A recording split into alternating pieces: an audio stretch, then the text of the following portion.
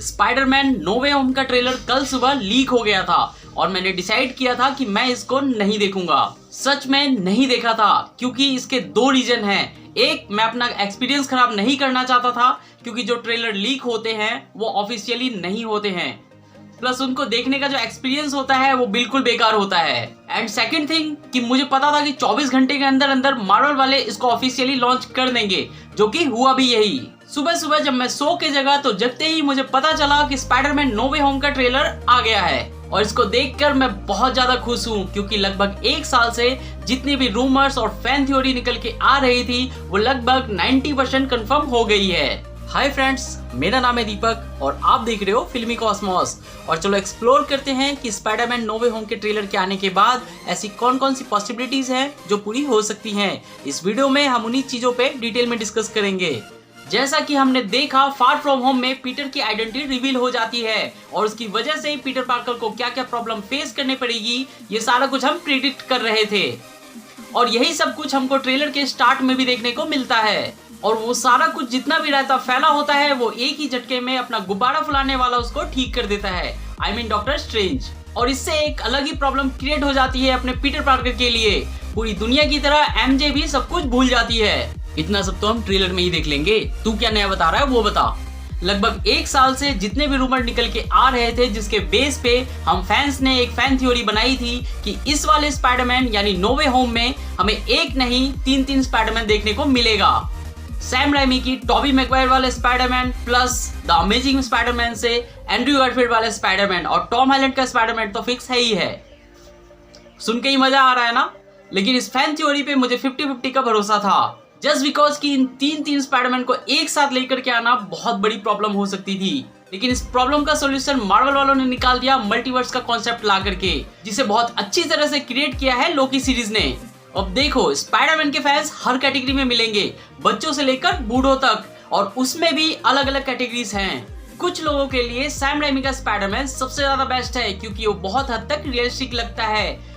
Peter Parker जितनी भी problems को फेस करता हुआ नजर आता है उन चीजों से हम बहुत जल्दी कनेक्ट हो जाते हैं क्योंकि रियल लाइफ में हम भी उन सब चीजों से फेस कर रहे होते हैं। जैसे पीटर पार्कर पिज्जा डिलीवरी का काम करता है जो कि मैं भी कर रहा हूँ। स्पाइडरमैन हम सब का उस टाइम से हीरो है जब एमसीयू का नामो निशान नहीं था, ना कैप्टन अमेरिका, ना आयरन मैन, ना ही थॉर।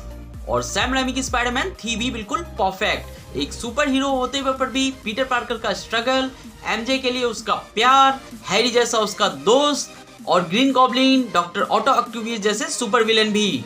कुल मिला के सैम राइमी की स्पाइडरमैन में वो सब कुछ था जो एक परफेक्ट सुपर हीरो मूवी में होना चाहिए, जिसकी हम फैंस एक्सपेक्टेशन रखते हैं। और ये वाला स्पाइडरमैन मेरे दिल के बहुत ज़्यादा करीब है क्योंकि अपनी रियल लाइफ में मैंने जो सबसे पहली सुपर हीरो मूवी देखी थी वो यही थी, स्पाइडरमैन, वो भी टॉमी मैगवायर वाली। और उसे देखकर मैं बहुत ज़्यादा इंस्पायर हुआ था उससे। और कुछ लोगों के लिए एंड्रयू गारफील्ड का स्पाइडरमैन बहुत अच्छा है। मेजॉरिटी ऑडियंस को सबसे ज्यादा टॉम हॉलैंड का स्पाइडरमैन पसंद आया क्योंकि वो जोक्स बहुत अच्छे करता है। और इन तीनों स्पाइडरमैन के एक ही मूवी में आने से नो वे होम को कितना ज्यादा प्रॉफिट होगा इसका आप अंदाजा भी नहीं लगा सकते हो। रीजन बहुत सिंपल है, जब टॉबी मैगवायर, एंड्रयू गारफील्ड और टॉम हॉलैंड ये तीनों एक ही मूवी में नजर आएंगे तो मजा डबल नहीं ट्रिपल हो जाएगा। और हम सारे फैंस, चाहे वो एंड्रयू गारफील्ड के फैंस हो या टॉबी मैगवायर के या टॉम हॉलैंड के, अपना सारा प्यार इस एक ही मूवी पे लुटा देंगे। लेकिन ये इतना भी सिंपल नहीं है। जब ये फैन थ्योरी आई थी तो सच बताऊं तो पर्सनली मुझे ये एक रूमर ही लगा था, लेकिन जैसे जैसे टाइम बढ़ता गया इस फैन थ्योरी पे यकीन भी बढ़ता गया। और जब लोकी सीरीज आई तो मल्टीवर्स का कॉन्सेप्ट अच्छे से क्लियर हो गया। इसके अलावा कुछ सेट इमेजेस लीक हुई जिसकी वजह से ये फैन थ्योरी लगभग कंफर्म हो रही थी। इसके अलावा कुछ एक्टर्स के भी इंटरव्यूज आए थे जिसमें इनडायरेक्टली उन्होंने इस चीज को टीज भी किया था। अब इतना कुछ होता है मेरे पास बताने के लिए, लेकिन मैं हर छोटी से छोटी चीज पे वीडियो नहीं बना सकता हूँ बिकॉज फेस कैम शूट करने के लिए बहुत सारा प्रिपरेशन करना पड़ता है और कई बार जॉब की वजह से ये चीजें पॉसिबल नहीं हो पाती है। तो आप लोग अपना थोड़ा सपोर्ट दिखाओ, इस चैनल को सब्सक्राइब करो और अपने दोस्तों को भी शेयर करने के लिए बोलो ताकि जल्दी से जल्दी मेरा चैनल मोनेटाइज हो जाए और मुझे कम्युनिटी टैब मिल जाए, ताकि हर छोटी से छोटी इंफॉर्मेशन को मैं बहुत जल्दी शेयर कर सकूं आप लोगों के साथ। बहुत बकवास हो गई, अब वापस वीडियो की तरफ आते हैं। तो ऐसा नहीं है कि नो वे होम में सिर्फ और सिर्फ स्पाइडरमैन ही वापस आ रहे हैं, इनके विलेंस भी इस फिल्म में कमबैक कर रहे हैं। जैसे विलियम डफोई का ग्रीन गॉब्लिन, एल्फ्रेड मोलिना का ऑटो ऑक्टेवियस और जेमी फॉक्स का इलेक्ट्रो। जिसमें से डॉक्टर ऑटो ऑक्टेवियस इस वाले ट्रेलर में दिख भी जाते हैं और साथ में ग्रीन गॉब्लिन भी। अब आप कहोगे कि कहां पे, तो ये वाला बॉम्ब देखो जिसको देखकर आपकी याददाश्त ताजा हो जाएगी। इससे ये बात कंफर्म हो जाती है। और अगर इतने से भी काम नहीं चलता तो आप विलियम डेफोए के विकिपीडिया पेज पे जाओ जहां पे क्लियर मेंशन है अपकमिंग मूवी नो वे होम, और यही हाल जेमी फॉक्स के विकिपीडिया पेज का भी है। और इस 3 मिनट के टीजर ट्रेलर में कहीं पे भी टॉबी मैगवायर और एंड्रू गारफील्ड का स्पाइडरमैन नजर नहीं आया। इससे भी बड़ा ट्विस्ट ये है कि अगर आप टॉबी मैगवायर और एंड्रू गारफील्ड के विकिपीडिया पेज के अपकमिंग मूवी वाले सेक्शन पे नजर डालोगे तो कहीं पे भी स्पाइडरमैन नो वे होम का मेंशन नहीं है। अब देखो, चिंता करने वाली बात तो है ही है कि जब हम उम्मीद लगा के बैठे हैं और वो उम्मीद टूट गई तो फिर क्या होगा। लेकिन टेंशन लेने की जरूरत बिल्कुल भी नहीं है, क्योंकि नो वे होम में इतने सारे विलन्स कंफर्म हो गए हैं, जैसे green goblin, doctor Otto Octavius, Sandman, electro और टॉम हॉलैंड के यूनिवर्स का मेन विलन। इनके सामने एक स्पाइडरमैन तो टिक भी नहीं सकता, जैसा कि हम पहले भी देख चुके हैं द स्पाइडरमैन 3 में, जहां वेनम और सैंडमैन से लड़ने के लिए स्पाइडरमैन को अपने दोस्त हैरी की मदद लेनी पड़ती है। लेकिन मार्वल और सोनी दोनों इस बात को अभी तक कंफर्म नहीं कर रहे हैं कि इस वाले स्पाइडरमैन में तीनों स्पाइडरमैन का क्रॉसओवर होगा। इसके अलावा मार्वल वालों की स्ट्रेटजी शुरू से ही रही है लास्ट टाइम तक हाइप क्रिएट करने की, और कई बार तो वो लोग झूठ भी बोल देते हैं। ट्रेलर में कुछ और दिखता है, मूवी में कुछ और, जिसका बेस्ट एग्जांपल है एवेंजर्स एंड गेम और थॉर रैग्नारॉक। ऐसे ही थोड़ी ना एमसीयू इतना बड़ा यूनिवर्स बन गया है, वो भी इतनी जल्दी। उनकी अपनी स्ट्रेटजी है चीजों को लास्ट टाइम पे रिवील करने की, जिसमें वो लगभग कामयाब होते हैं।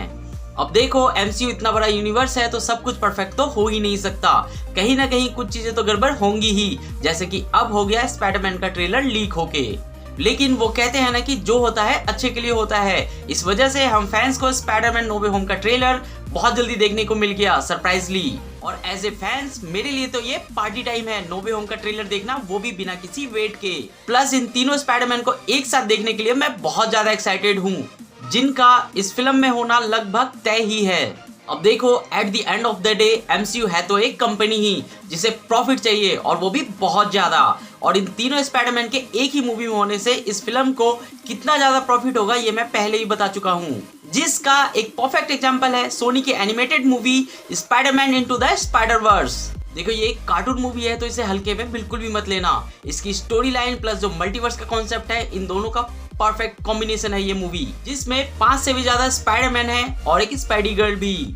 और केवल 90 मिलियन के बजट में इस मूवी ने वर्ल्ड वाइड 375 मिलियन का बिजनेस किया था, जबकि इसकी हाइप नो वे होम के कंपेयर में कुछ भी नहीं थी। इनफैक्ट नॉर्मल ऑडियंस को तो पता भी नहीं था इस जबरदस्त मूवी के बारे में। और अगर आप लोगों ने भी अभी तक इस जबरदस्त मूवी को नहीं देखा है तो सबसे पहले जाकर उसको देख लो, बिकॉज नो वे होम से रिलेटेड बहुत सारे सिमिलर इवेंट है इस मूवी में। तो बहुत सारी बातें हो गई इस वीडियो में और लंबी भी, तो इस वीडियो को मैं यहीं पे रैप अप करूंगा। इन्फॉर्मेशन अच्छी लगी हो तो वीडियो को लाइक जरूर करना, चैनल पे नए आए हो तो इसे सब्सक्राइब कर लो। मैं ऐसे ही मूवी से रिलेटेड इन्फॉर्मेशन देता रहता हूँ, और साथ में मूवीज और सीरीज के डिटेल रिव्यू भी।